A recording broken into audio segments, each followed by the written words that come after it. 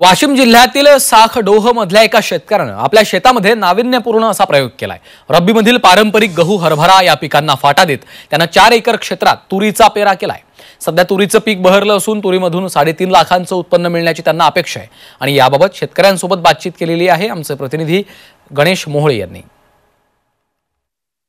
खरीपाच्या हंगामातील तूर कापणी करून शेतकऱ्यांनी बाजारात आणलेली आहे। मात्र वाशिम जिल्ह्यातील या साखरडोह येथील शेतकऱ्यांनी अभिनव उपक्रम केलेला आहे। आपण बघू शकतो या साखरडोह येथील शेतकरी आशिष भोयर यांनी 4 एकरावरती रब्बीच्या हंगामामध्ये या तूर पिकाची लागवड केलेली आहे। सध्या तूर पीक चांगलं बहरलेलं आहे। एरवी शेतकरी खरीपामध्ये तूर घेतात, मात्र या शेतकऱ्यांनी रब्बीच्या हंगामामध्ये तूर घेतलेली आहे। हे रब्बी हंगामाची तूर आहे सर। या तूर येण्याचा कालावधी 4-5 म्हणजे 5 महिन्याचा आहे। तसं ते 3 महिन्यातच शेंगा येतात त्याला, पण 5 महिने पूर्ण लागू शकते। आणि हरभरा गव्हापेक्षा याचा खर्च कमी आहे आणि याला डुकराचा रोयाचा सध्या त्रास कमी आहे। मला आतापर्यंत खर्च कमीत कमी 50-60 हजार रुपये आला। याच्यानंतरही 30-40 हजार रुपये खर्च येणार आहे।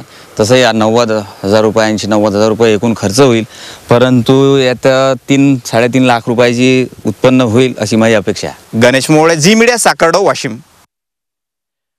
वांग्याला भाव मिळत नाही आहे, त्यामुळे उत्पादक शेतकरी आर्थिक संकटात सापडलाय। तर दुसरीकडे वांग्याच्या झाडांवर मुळकूज सारख्या रोगाचा प्रादुर्भाव झालाय। एकीकडे वांग्याच्या झाडांवर रोगांचा प्रादुर्भाव झालेला आहे, दुसरीकडे भाव मिळत नसल्यामुळे शेतकरी आर्थिक संकटात सापडलाय आणि याचा आढावा घेतलेला आहे आमचे प्रतिनिधी हेमंत चापुडे यांनी।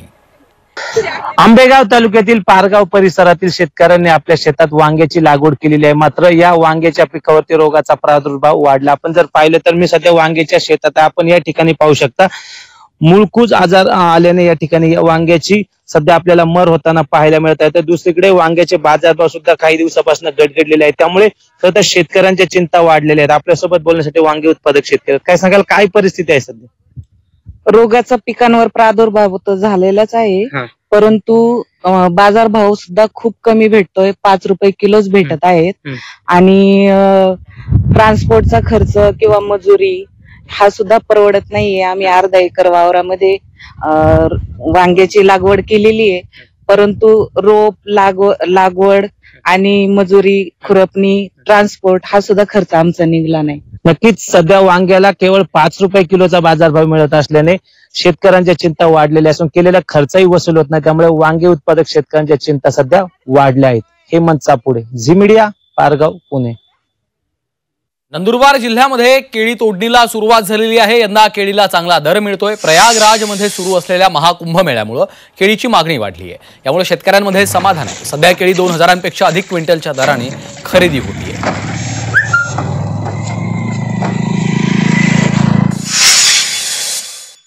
निवडणुकीच्या काळात सरकारनं शेतकऱ्यांकडून हमी भावानं सोयाबीन खरेदी करण्याची घोषणा केली होती, मात्र प्रत्यक्षात चांदवड तालुक्यात नोंदणी केलेल्या 851 शेतकऱ्यांपैकी फक्त 21 शेतकऱ्यांकडूनच सोयाबीन खरेदी केली, त्यामुळे शेतकऱ्यांनी संताप व्यक्त केला आहे।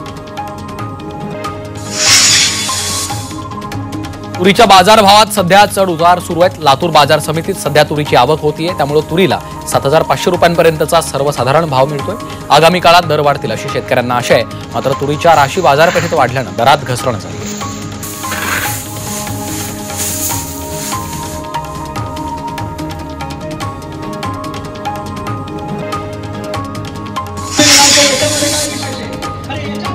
जळगावच्या अमळनेरमध्ये कृषी उत्पन्न बाजार समितीच्या वतीनं शेतकरी सभासद सोहळ्याचं आयोजन करण्यात आलं।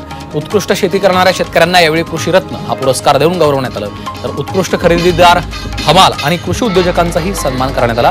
या कार्यक्रमाला आमदार अनिल पाटील उपस्थित होते। याच्यामध्ये काय विशेष आहे? अरे याच्यामध्ये विशेष आहे, याच्यामध्ये दादांसारखी आयडिया आहे ना माझ्याकडे।